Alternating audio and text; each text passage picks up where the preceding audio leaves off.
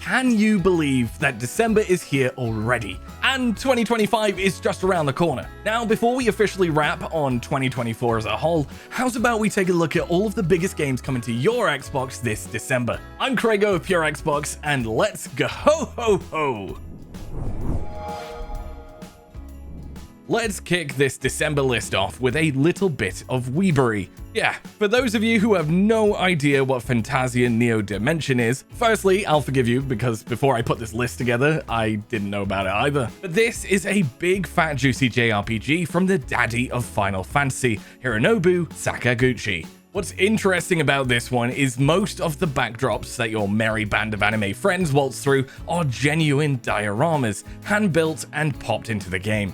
This mixed media approach has worked well in the past for games like Harold Halibut, and this one with a decorated JRPG composer at the helm, then yeah, we could well be in for a treat.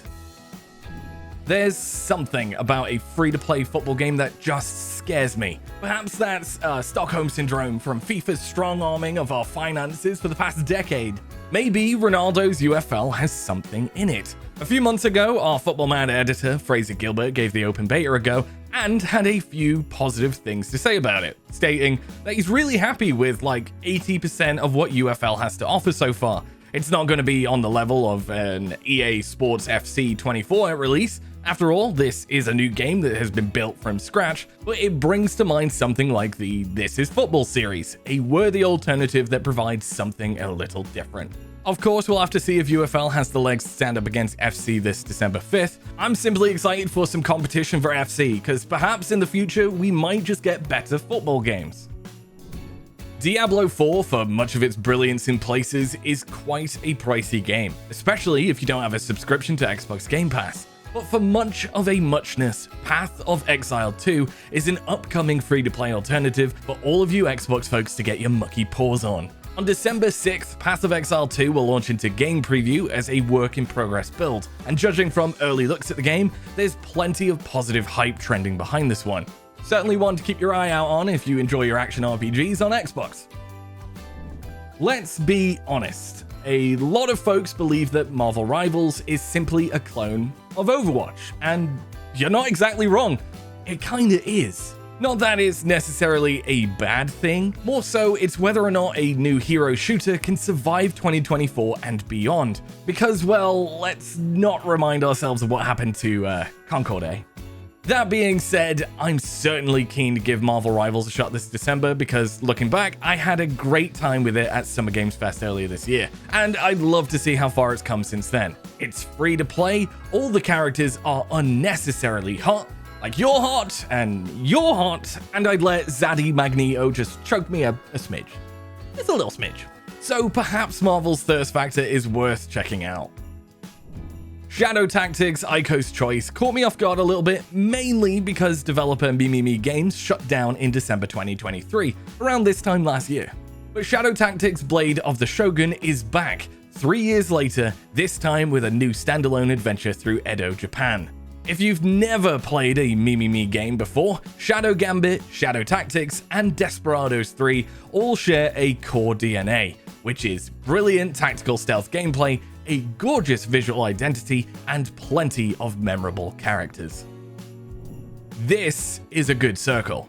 This is a better circle. But this is a great circle, one that Indy would be proud of, I'd say. Now, I'm sure that would be true if he wasn't off chasing his own rather splendid cylindrical mystery this December 9th.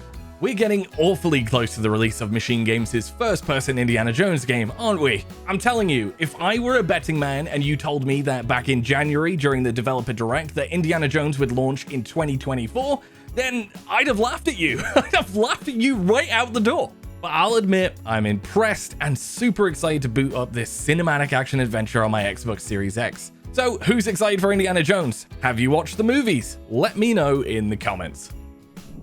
If you were old enough to remember Dreamcast gaming in the late 90s, early noughties, then there's a good chance that you'll remember the legacy of Kain, Soul Reaver games. For the life of me, I can't remember the plot of these games, only that you play as this emo vampire chap, who platformed his way into sucking up souls into that deep chest of his. Well, the main news is that it looks like both the first and second Legacy of Kain Soul Reaver games are getting the remaster treatment. So folks like me, who remember games like this being amazing when they were like 5 or 7, can suck up good old-fashioned nostalgia.